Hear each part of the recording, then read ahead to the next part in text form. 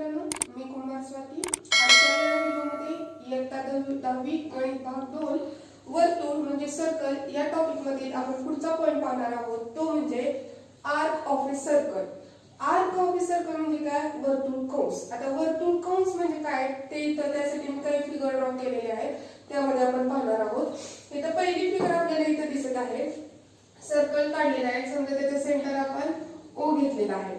आता ही जी लाईन काढलेली आहे, समजा लाईन L आहे. त्या लाईन L मुळे काय झालेले आहेत? सर्कलचे दोन पार्ट झालेले तुम्हाला दिसतात.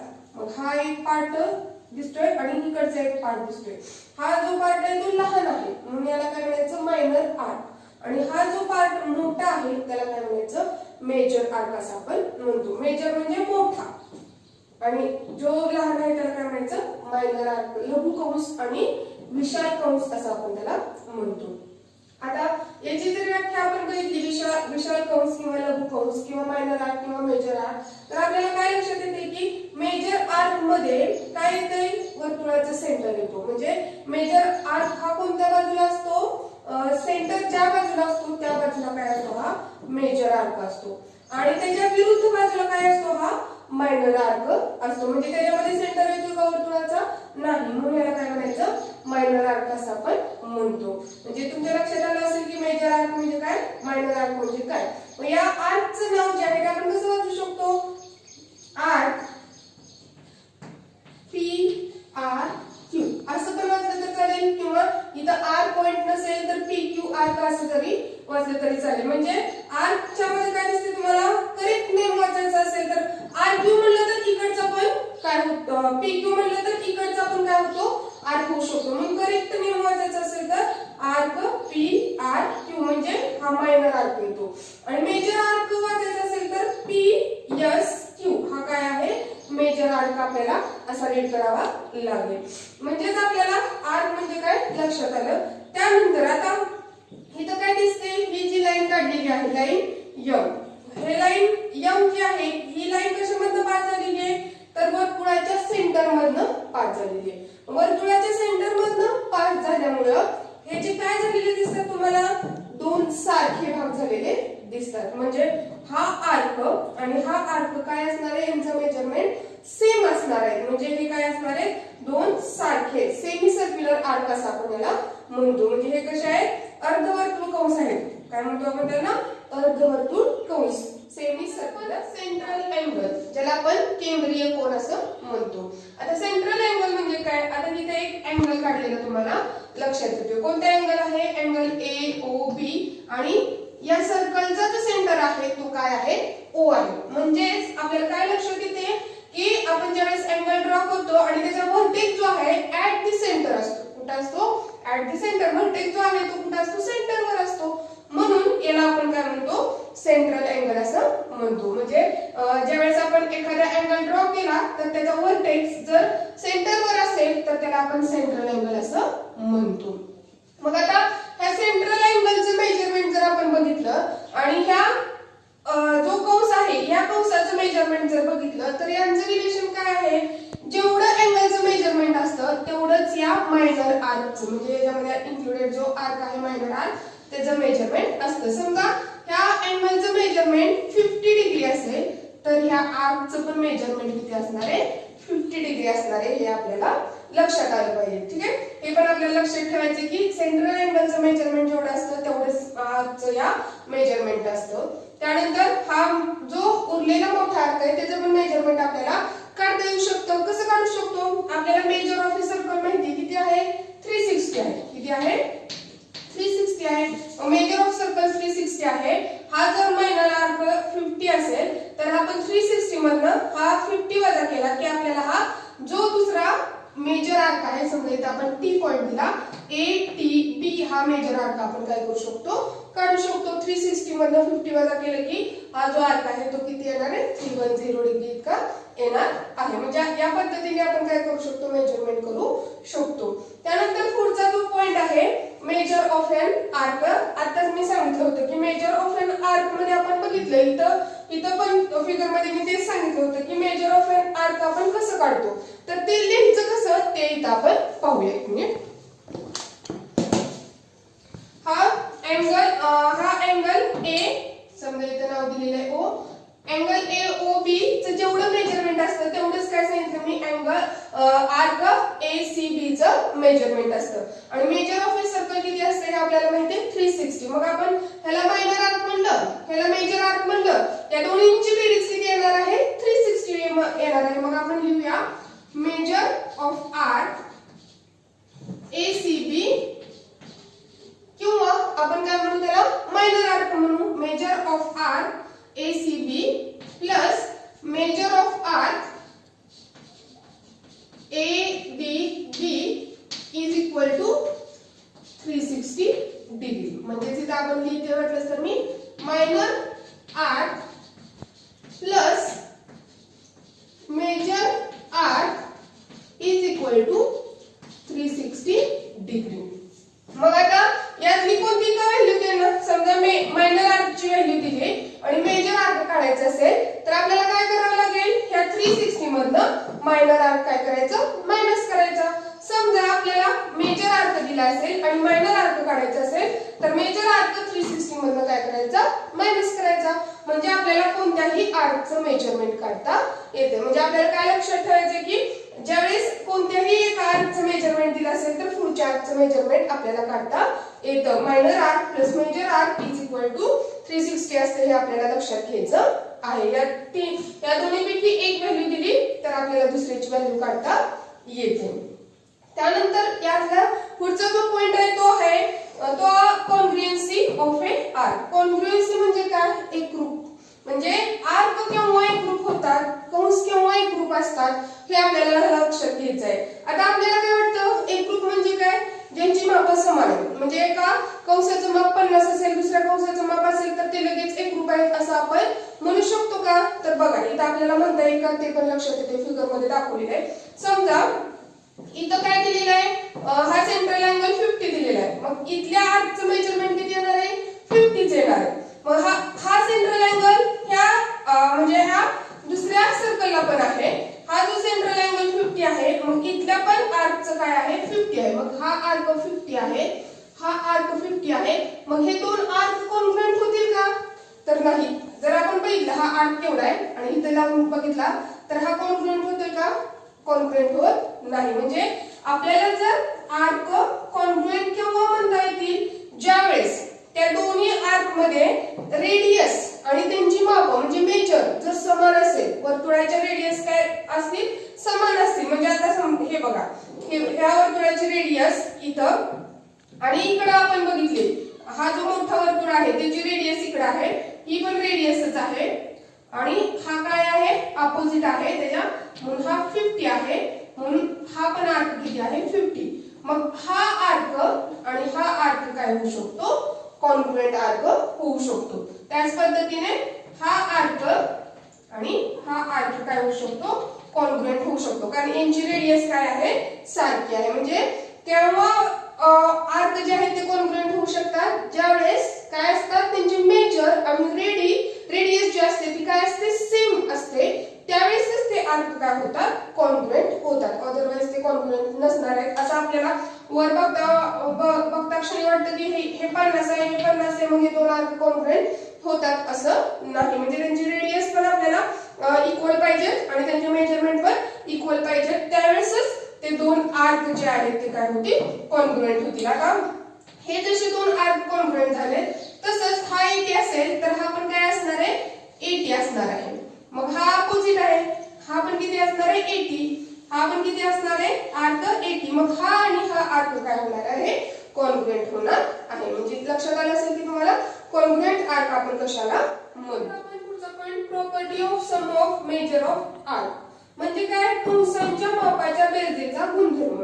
आता कंसांच्या मापाचा बेरजेचा गुणधर्म म्हणजे काय, दोन कंस यांची बेरीज ही तिसऱ्या कंस एवढी आहे का. म्हणजे आता इथं आपण बघा इथं ABC हा आर्क घेतलेला आहे, ABC हा आर्क घेतलेला आहे. त्यानंतर दुसरा आर्क CDE हा घेतलेला आहे. ABC अधिक CDE केला तर आपल्याला काय कोणता आर्क मिळतोय ACE असं नावाचा, किंवा ABE असं नाव असलं तरी काही हरकत नाही, किंवा ADE असं नाव असलं तरी काही हरकत नाही. म्हणजे मी मी लिहून दाखवते. समजा arc measure arc ABC plus major arc CDE. Measure arc CDE बरोबर काय येणार आहे? हा मोठा कंस येणार आहे, हा पूर्ण दोन्हींचा मिळून. ए मेजर आर्क ACE असं नाव वाचलं तरी काही हरकत नाही. म्हणजेच आपण काय केलं, त्या ABC मध्ये काय केलं, हा दुसरा कंस काय केलेला आहे, मिळवलेला आहे. म्हणजे या दोन्हींची बेरीज केल्यानंतर आपल्याला या मोठ्या कंसाचं काय मिळतं, माप मिळतं. यालाच काय म्हणलेलं आहे, कंसांच्या मापाच्या बेरजेचा गुणधर्म. परंतु यामध्ये काय लक्षात घ्यायचंय, ज्यावेळेस आपण दोन कंसांच्या मापांची बेरीज करत असतो त्यावेळेस एकच पॉइंट काय असतो, कॉमन असतो. काय असतो, एकच पॉइंट काय असतो, कॉमन असतो. म्हणजे इथं C पॉइंट घेतलेला आहे तर इथं पण C, म्हणजे C हा पॉइंट काय आहे, दोन्हीमध्ये कॉमन आहे. जर आपण असे लिहिलं, समजा हे करेक्ट आहे. आपण विद्यार्थ्यांमध्ये काय चूक होते हे पण लक्षात घ्या. Measure arc ABC plus major arc BDE असं लिहिलं. BDE BCE आपण असं नाव लिहूया म्हणजे लक्षात येईल तुमच्या. BCE बरोबर measure arc ACE. Measure arc ACE म्हणजे आता इकडे लक्ष द्या काय लिहिले बघा. ABC अधिक काय केलेले आहे, BCE म्हणजे ह्याची बेरीज केलेली आहे आणि याच्यामध्ये काय मिसळले, पुन्हा हा पार्ट मिसळलेला आहे. म्हणजे हा जो पार्ट आहे तो दोनदा मिक्स झालेला आहे. मग आपण असं म्हणू शकतो का, मेजर आर्क ABC अधिक मेजर आर्क BCE बरोबर मेजर आर्क AC म्हणू शकतो का, तर म्हणू शकत नाही. कारण हा जो पार्ट आहे तो काय केलेला आहे, दोनदा मिक्स झाला आहे. इथं पण मिक्स झालेला आहे, इथं पण मिक्स झालेला आहे. म्हणजे दोन पॉइंट कॉमन त्याच्यामध्ये येत नाही. ज्यावेळेस एकच पॉइंट कॉमन येतो त्यावेळेस आपण काय म्हणू, कंसाच्या मापाच्या बेरजेचा गुणधर्म त्याला लागू होतो. अशा पद्धतीने जर तुम्ही बेरीज केली तर काय होणार आहे, ते लागू होणार नाही. आपण याच्याशी रिलेटेड असलेले थेरम पाहूया. थेरम जो आहे तो पहा.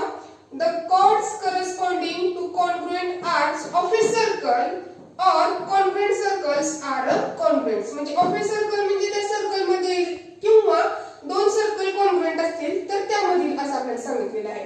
म्हणजे ज्या कॉर्ड्स आहेत the chords corresponding to congruent arc म्हणजे जर आर्क कॉन्ग्रुएंट दिलेले असतील, आर्क जर कॉन्ग्रुएंट दिलेले असतील तर त्याच्या संगत जीवा त्या देखील कशा असतात, कॉन्ग्रुएंट असतात. म्हणजे कॉर्ड पण कशा असतात, कॉन्ग्रुएंट असतात. हे आपल्याला सिद्ध करायच्या आहेत. म्हणजे जर कंस एकरूप असतील तर त्याच्यातील संगत जीवा ज्या असतात त्या कशा असतात, एकरूप असतात. हे आपण सिद्ध करणार आहोत. मग नेहमीसारखी आपण फिगर ड्रॉ केलेली आहे. गिवन लिहूया आपण. गिवन काय दिलेलं आहे आपल्याला, टेक्स्टबुक मध्ये फक्त फिल इन द ब्लँक्स आपल्याला भरायला दिलेले आहेत. खूप सोपा असा थेरम आहे हा. गिवन काय दिलंय, B is the centre.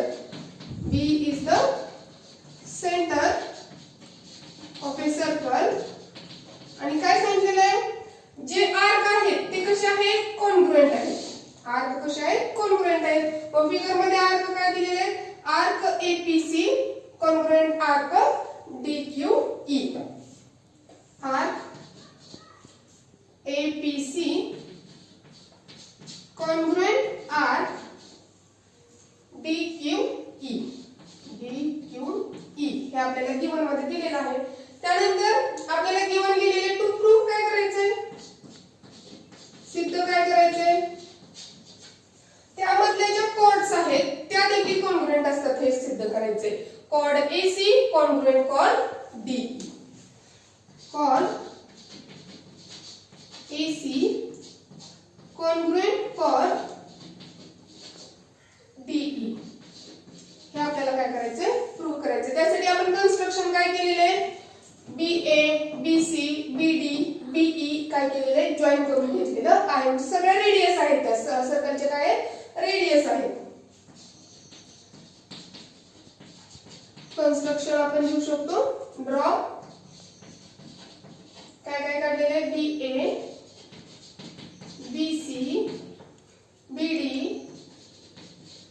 BE आपण काढलेला आहे. त्यानंतर आपण नेहमीसारखं प्रूफ लिहूया. प्रूफ खूप सोपं आहे. इथं काय दिसते, आपण ड्रॉ केल्यामुळं आपल्याला इथं दोन ट्रायंगल तयार झालेले दिसतात. मग हे जर दोन ट्रायंगल आपण कॉन्ग्रुएंट दाखवले, दोन ट्रायंगल कॉन्ग्रुएंट दाखवली की त्याच्या सर्व बाजू सर्व कोण कसे असतात, कॉन्ग्रुएंट असतात. म्हणजेच AC ला कॉन्ग्रुएंट काय मिळेल आपल्याला, DE मिळणार आहे.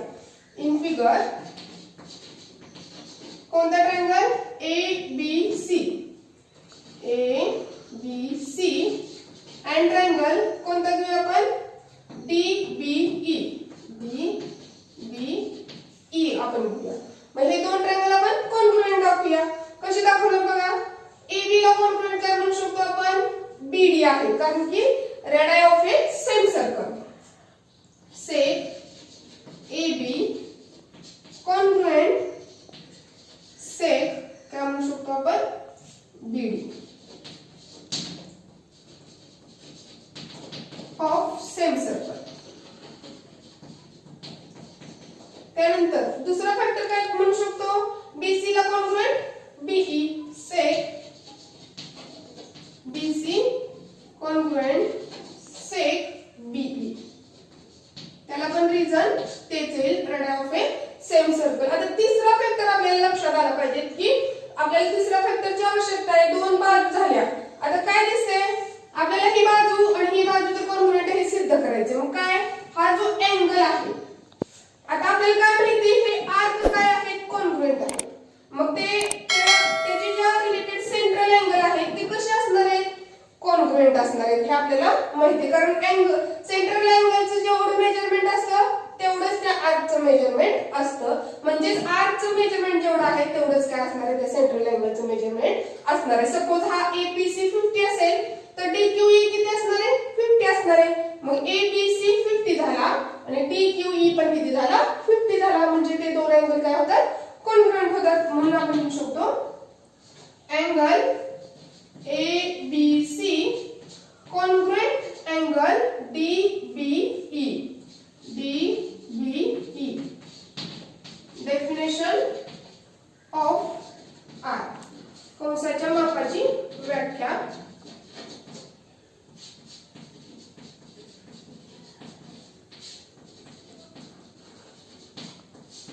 याच्यामध्ये डेफिनेशन मध्ये आपल्याला सांगितलं आर्कचं मेजरमेंट असतं तेवढंच सेंट्रल अँगलचं मेजरमेंट असतं. म्हणजे आपल्याला तीन फॅक्टर मिळाले. म्हणजे कोणती टेस्ट ती बघा, SAS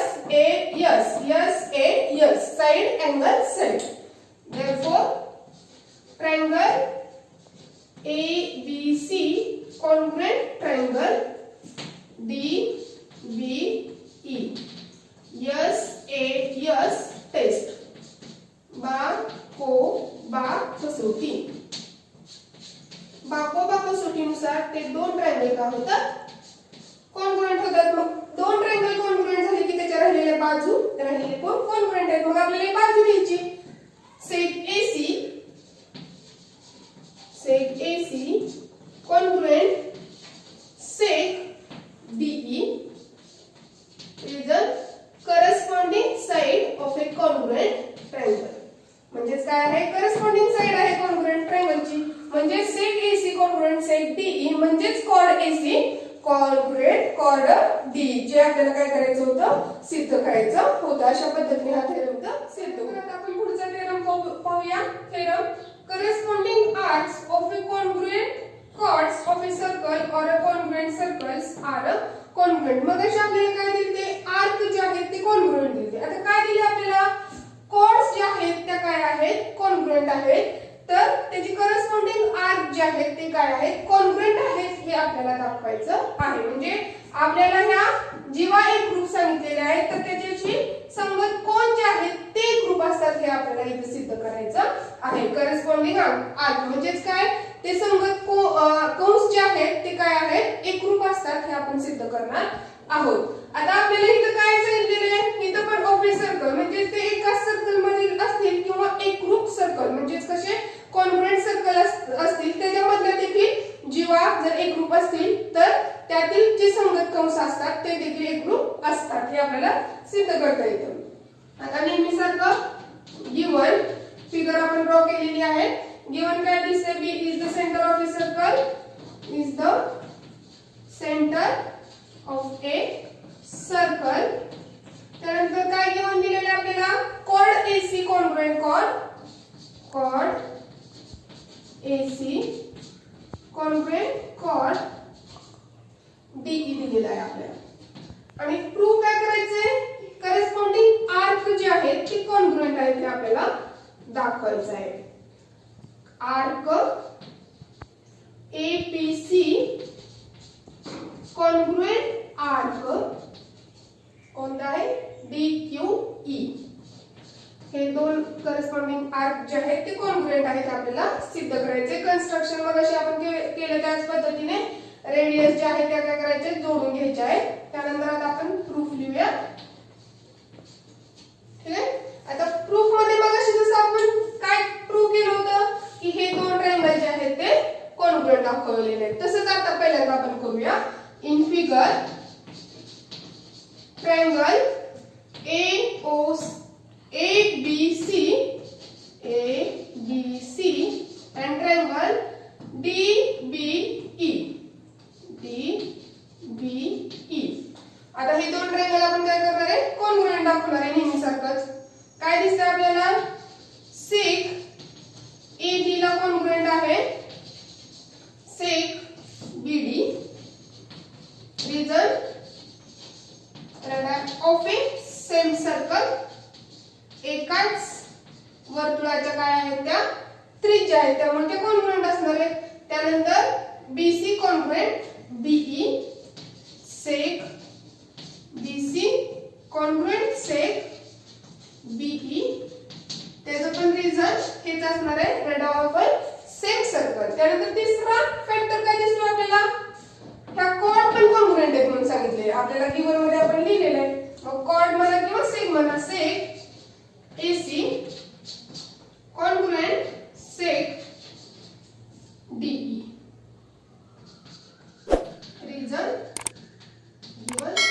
रिजन हे न नेसेसरीच असतं म्हणजे रिजन हे प्रत्येक वेळेस लिहावंच लागतं कारण तुम्ही ते का लिहिलेलं आहे हे तुम्हाला तिथं सांगावं लागतं. ठीक आहे. त्यानंतर मग तीन फॅक्टर झाले नेहमीसारखं triangle. Therefore triangle ABC congruent triangle DBE. कोणती टेस्ट येईल वर कारण ह्या काय आहेत तिन्ही साइड आहेत म्हणजे साइड साइड साइड म्हणजे यस टेस्ट येणार. यस टेस्ट म्हणजे आपण त्याला बा कसोटी म्हणतो. बा कसोटीनुसार किंवा एस टेस्ट नुसार हे दोन ट्रायंगल काय झाले कॉन्ग्रुएंट झाले. ट्रायंगल कॉन्ग्रुएंट झाले की त्याच्या राहिलेले सगळे कोन काय असणार आहे कॉन्ग्रुएंट असणार आहेत. मग आपल्याला फक्त कोणता कोन पाहिजे हा कोन घ्यायचा आहे.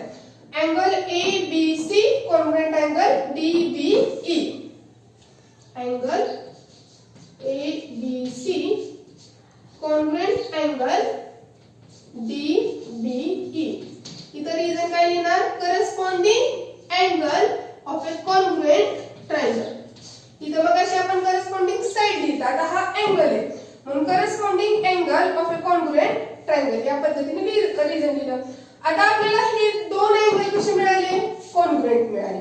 मग ह्या दोन अँगलशी रिलेटेड जे आर्क आहेत ते कोणते APC आणि DQE. म्हणजे हा काय आहे त्याचा हा आर्क जो आहे त्याचा जो त्या आर्क वरनं जो अँगल काढलेला आहे ABC हा जो सेंट्रल अँगल आहे तो कसा असणार आहे कॉन्ग्रुएंट असणार आहे.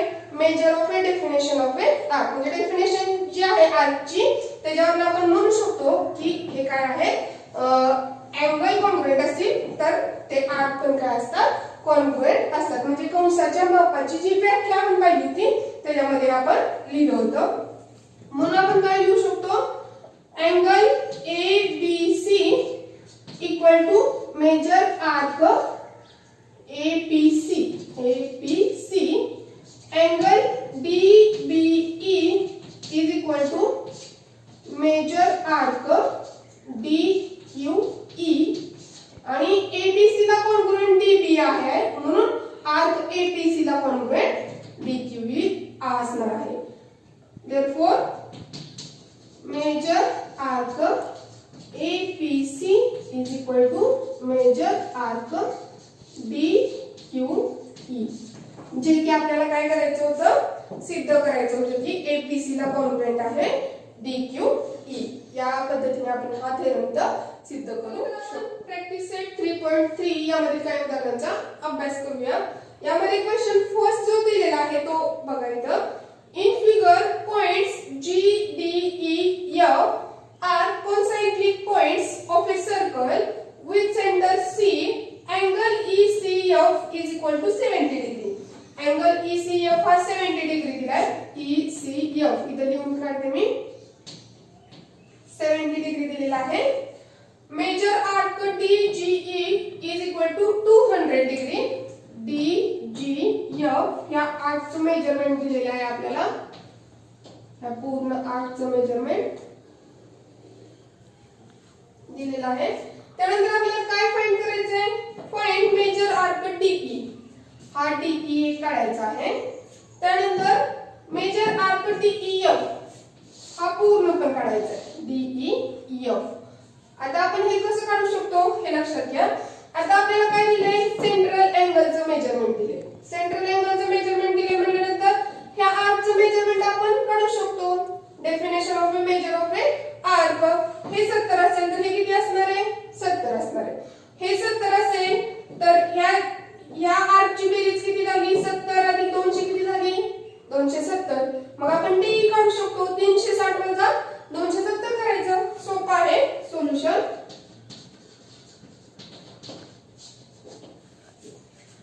आपल्याला दिलेला आहे त्या मुद्द्यावर पहिल्यांदा पाहूया. Angle ECF is equal to arc कोणता, EF किती आहे, 70 is equal to 70. Reason, definition of measure of a arc. कंसाच्या मापाची व्याख्या जी आपण पाहिली होती त्याच्यामध्ये सेंट्रल अँगलचं मेजरमेंट तेवढंच त्या आर्कचं मेजरमेंट असतं. मग आपल्याला काय मिळालं, EF हा किती मिळाला आपल्याला, 70 मिळाला. इथं आपण लिहिते मिळालेलं. मग आपल्याला काय काढायचं, आता DE काढायचंय. आता मेजर ऑफ ए सर्कल किती आहे, 360. आपण लिहूया आर्क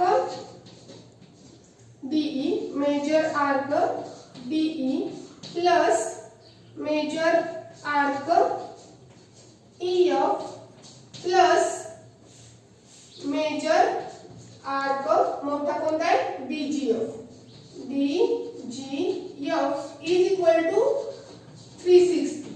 या सर्वांची बेरीज किती असणार आहे, 360 असणार आहे. आपल्याला DE काढायचं आहे. मेजर आर्क DE प्लस हा EF आत्ताच काढला आपण 70. हा दिलेला आहे आपल्याला 200 is equal to 360. Measure arc DE plus या दोन्हींची बेरीज 270 इज इक्वल टू 360 डिग्री. आता आपण काढूया measure arc DE. Measure arc DE is equal to, आता हे प्लस 270 इकडे घेऊया, 360 minus 270. Measure arc DE is equal to 360 minus 270 90 degree. DE चं मेजरमेंट आपल्याला किती मिळालं, 90 मिळालेलं आहे. याचं मेजरमेंट 90 मिळालेलं आहे आपल्याला. त्यानंतर दुसरं कोणतं काढायचं आहे आपल्याला, DEF. DE प्लस EF केलं की आपल्याला DEF मिळतंय. आर्क इथं दिलेलं आहे measure arc DEF is equal to arc DE plus arc EF. Measure arc DE plus major arc EF. ह्याला आपण कोणता पोस्ट्युलेट म्हणू किंवा प्रॉपर्टी म्हणू, अँगल ऍडिशन प्रॉपर्टी.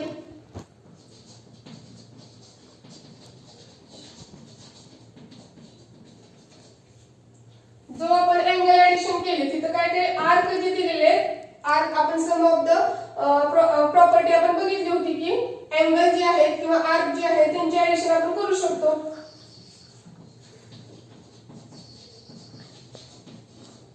किंवा अँगल म्हणण्यापेक्षा इथं आर्क म्हणा. Arc addition पॉस्ट्युलेट. आर्क काय केलेले आहेत आपण इथं ऍड केलेले आहेत. मग किती दिलेले 90 प्लस किती दिलेले 70 is equal to measure arc DEF. therefore measure arc DEF is equal to 90 plus 70 160. अशा पद्धतीने हे उदाहरण आपल्याला सोडवता येईल. आता आपण दुसरे एक्झाम्पल बघूया. In figure triangle QRS is an equilateral triangle. हे स्टेटमेंट महत्त्वाचे आहे. Equilateral triangle prove that arc RS congruent arc QS congruent arc QR. म्हणजे हे QR RS आणि QS ह्या इक्विलॅटरल ट्रायंगलचे साइड आहेत आणि हे मध्ये जे आर्क आहेत ते कॉन्ग्रुएंट आहेत हे आपल्याला प्रूव्ह करायचं आहे. Measure arc QRS is equal to 240. QRS याचं मेजरमेंट 240 आहे आपल्याला सिद्ध करायचं. तर आपण सोडवूया. चला आता पहिल्यांदा आपल्याला काय लक्षात घ्यायचंय. दिलेलं काय दिलेलं आहे की QRS triangle QRS is a equilateral triangle. Equilateral triangle. Equilateral triangle आहे म्हटल्यानंतर त्याच्या साइड ज्या आहेत त्या कशा असणार आहेत सगळ्या कॉन्ग्रुएंट असणार आहेत. therefore साइड म्हणा किंवा त्याचा एक सर्कलच्या कॉर्ड आहे. साइड और कॉर्ड समजण्यासाठी म्हणते मी. Chord QR congruent chord RS congruent chord QS. ह्या कॉर्ड काय आहेत कॉन्ग्रुएंट आहेत. मग कॉर्ड जर कॉन्ग्रुएंट असतील तर त्याचे करस्पॉन्डिंग आर्क जे असतात ते कसे असतात कॉन्ग्रुएंट असतात. हा थेरम आपण बघितलेला आहे. मग आपण सहज लिहू शकतो की QR कॉन्ग्रुएंट RS आणि QS हे काय आहेत एकमेकांना कॉन्ग्रुएंट आहेत. लगेच आपल्याला इथं लिहिता येईल. मात्र रिझन काय आहे जर कॉर्ड्स कॉन्ग्रुएंट असतील तर त्याचे करस्पॉन्डिंग आर्क पण कसे असतात कॉन्ग्रुएंट असतात. हा थेरम आहे जो आपण बघितला आहे. therefore arc QR congruent arc RS congruent arc QS. corresponding arcs of a congruent chord. chords congruent असतील तर त्याचे corresponding arc पण कसे असतात कॉन्ग्रुएंट असतात. त्यामुळे करस्पॉन्डिंग आर्क आहे कॉन्ग्रुएंट कॉर्ड्सचे. या थेरमनुसार आपण हे काय सांगितलेलं आहे की ह्या ज्या हे जे आर्क आहेत ते कसे आहेत कॉन्ग्रुएंट आहेत. आपल्याला दुसरं काय करायचं आहे काय फाइंड करायचंय. हा आर्क 240 इतका आहे आपल्याला दाखवायचे. आता आपल्याला काय मिळालं हे आर्क जे आहेत ते काय आहेत कॉन्ग्रुएंट आहेत. आणि मेजर ऑफ सर्कल किती असतं 360 आहे. समजा हे आपण काय घेतलं हा x घेतला तर हा पण x होईल हा पण x होईल. मग आपण काय काढू शकतो x चं मेजरमेंट काढू शकतो. आणि हे x प्लस x केले की आपल्याला QRS मेजरमेंट काढता येते. मग आपण लिहूया सेकंड काय लिहिता येईल आपल्याला R QR किंवा मेजर R लिहू आपण. Measure R QR plus measure R RS plus major arc QS is equal to 360 degree. Measure of a circle. मग आपण त्याला काय म्हणले सपोज काय म्हणू suppose measure of arc is equal to x असेल. therefore x plus x plus x is equal to 360. कारण हे काय आहे कॉन्ग्रुएंट आहे त्यामुळे ते कसे असणार आहे एकाला x म्हणलं की बाकीचे पण x च असणार आहे. x plus x plus x 3x is equal to 360 degree. therefore x is equal to 360 divided by 3